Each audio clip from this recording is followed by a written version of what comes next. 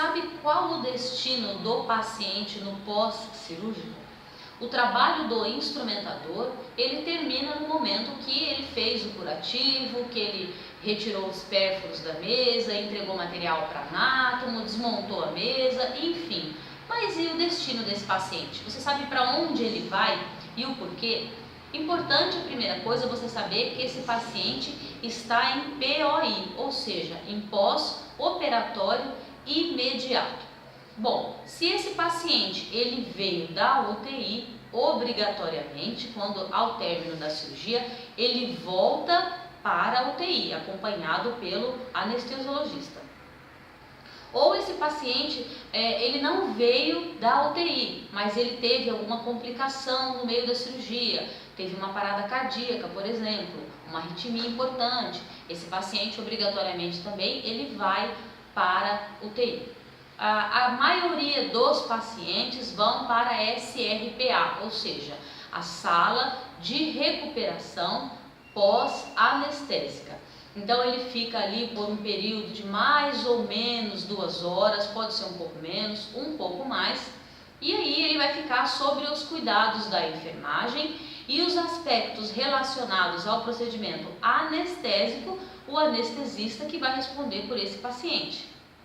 E aspectos relacionados à cirurgia, quem responderá? O cirurgião, como por exemplo, esse paciente está lá na sala de recuperação pós-anestésica e aí ele está com dor, ele está hipertenso ou hipotenso, então esse anestesista que vai resolver essa questão. Agora, se algum problema relacionado com a cirurgia, olha, doutor, o dreno está drenando um volume muito alto ou está sangrando curativo, enfim, aí será chamado o cirurgião e ele que resolverá essa questão com o paciente. Um aspecto importante que talvez você não saiba é que os profissionais da enfermagem, eles seguem uma escala chamada escala de Aldrich. Então esse paciente, assim que ele dá entrada na sala de recuperação pós-anestésica, esse paciente continua sendo monitorado, ou seja, sendo observado ali, monitorado os sinais vitais. Então ele está com ECG, está com a PA e também está com oximetria de pulso.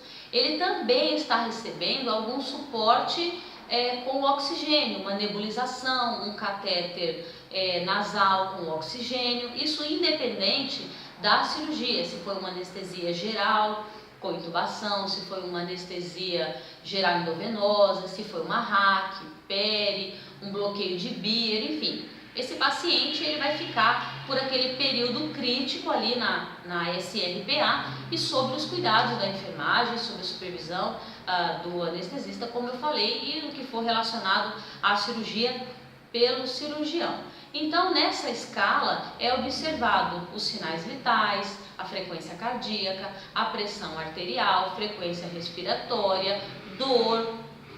Então, quando esse paciente estiver com esses itens, cada conta 0, conta 1, conta 2, quando tiver 10, quando esse paciente estiver sem dor, quando esse paciente estiver respirando, tiver com uma boa saturação, sem a ajuda de um nebulizador ou um catéter nasal de oxigênio, quando ele voltar à consciência, no caso se for um bloqueio, uma raquianestesia, se ele já consegue dobrar o joelho, então essa escala de Aldrich, esses parâmetros são avaliados pelo pessoal da enfermagem, é chamado o anestesiologista e aí o anestesista vai avaliar se esse paciente está apto ou não para ser dispensado da SRPA ou da RA, recuperação anestésica, como alguns chamam. E aí esse paciente ele vai para a clínica cirúrgica, por exemplo. Um outro destino desse paciente, no caso de hospital dia, o paciente fez uma retirada de catéter ou fez só uma sedação para uma endoscopia, por exemplo, ele fica ali em observação, fica por um período curto e depois ele pode ir para casa, tá? Então são aspectos importantes aí que às vezes no corre-corre do trabalho como instrumentador você não se atenta, não sabe para onde esse paciente vai. Lógico que você sabe que ele está ali na RA, mas o que é observado, quais são os parâmetros, o que é seguido com aquele paciente enquanto ele não recebe a alta da recuperação anestésica. Esse foi o vídeo de hoje, espero que tenha sido útil. Um abraço e até a nossa próxima aula.